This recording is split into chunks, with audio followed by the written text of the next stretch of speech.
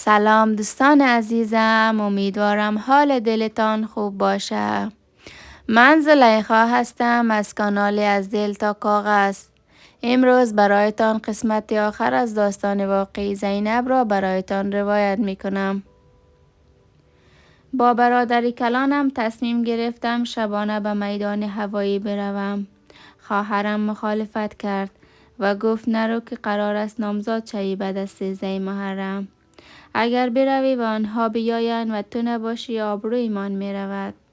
اما قبول نکردم. آن شب ما رفتیم. هرچی نزدیکتر می شدیم شلوغتر می شد. صدها یا شاید هزاران نفر پشت درهای بسته میدان ایستاده بودند. زنها، مردها، کودکان همه با چشمان پر از ترس و انتظار. جایی برای نشستن نبود.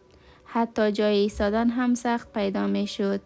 شب تا صبح همان جای ماندیم. خسته و ناامید روی تکه زمین خاکی نشسته بودیم. هیچ خبری نشد و برگشتیم خانه. اما تسلیم نشدم. به برادرم گفتم تو برو، تو انگلیسی بلدی. شاید شانسی بیاوری.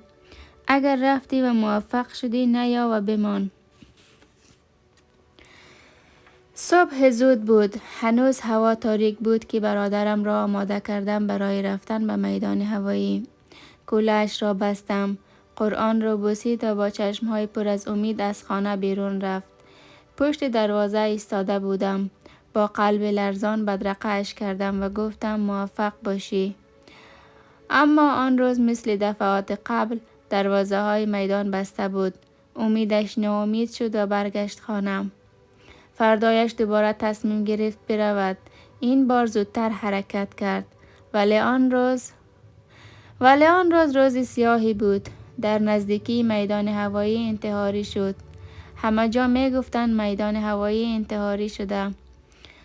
به برادرم زنگ می زدم ولی رخ نمی شد. دستهایم می لرزید. فقط می گفتم خدایا فقط برادرم زنده باشه.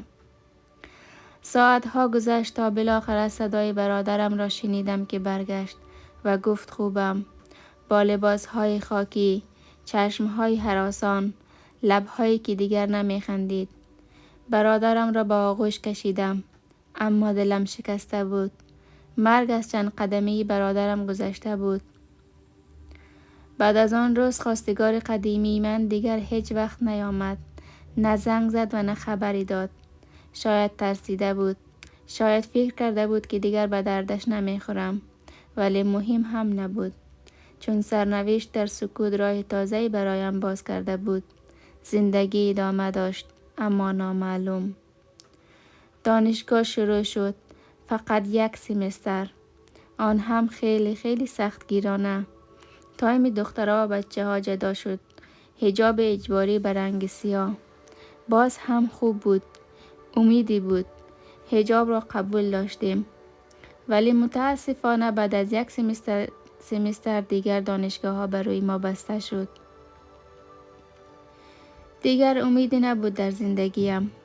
آخر زمستان بود که یک خواستگار دیگر این بار از اروپا به من معرفی شد. با دل پر از تردید ولی نگاه تازه به آینده این خواستگارم را پذیرفتم. هوا سرد بود. من برای اولین بار پا به سرزمینی گذاشتم که هیچ شناختی از آن نداشتم. نه زبانش را بلد بودم، نه قانونهایش را. فقط می دانستم که حالا دیگر جنگ نیست. دیگر صدای انفجار نمی آید. اما صدای تنهایی در دلم هنوز بلند بود. وقتی هواپیما نشست، قلبم تون می زد. قدم به قدم پیش می رفتم. مثل کسی که در خواب راه می رود. همسرم با لبخند از من استقبال کرد. اما برای من لبخند کافی نبود. من با چمدانی پر از خاطرات تلخ، ترس و دوری وارد کشوری شدم که پر بود از نظم و سکوت و نگاه های غریبه. هفته های اول همه چیز سخت بود. آدرس ها، خرید، حتی سوار شدن به بس. من که روز محصل دانشگاه کابل بودم، حالا نمی توانستم حتی یک جمله ساده بگویم. من حالا به کشور امن و آرام هستم و فرصت دارم که دوباره زبان بخوانم. خواندن را شروع کردم. هر روز به کورس می روم. یاد می گیرم. تلاش می کنم که خودم را بسازم و مستقل شوم. اما دلم هنوز در همان خانه کوچکی هست که برق نداشت. در همان کوچه هایی که با خواهرم خندیده بودم. در همان لحظه هایی است که با پدرم چای صبح می خوردیم. دلم هنوز در افغانستان مانده. فامیلم که هنوز آنجاست. مادری که هر روز چشم به راه خبری است. پدری که سکوتش پر است از بغض. خواهر و برادرانی که چشم به آینده دوختند که معلوم نیست کی می آید. من شبها وقتی درسهایم را مرور می کنم، گاهی کتاب را می بندم. فقط به یک گوشه خیره می شوم. با خودم می گویم من آمده ام. اما آنهایی که دلم برایشان می تپد هنوز نیامده اند. دلم همیشه یک جای خالی است. جای آغوش مادر، صدای پدر، گرمای خانه‌ای که شاید دیگر هیچ وقت نباشد. من مثل هزاران دختر دیگر قربانی تصمیمی شدم که برای بقا گرفته بود، نه برای خوشبختی. اما با همه سختی ها هنوز امیدوارم. هنوز می گویم روزی می رسد که یا فامیلم را بیاورم یا خودم برگردم جایی که دلم مانده.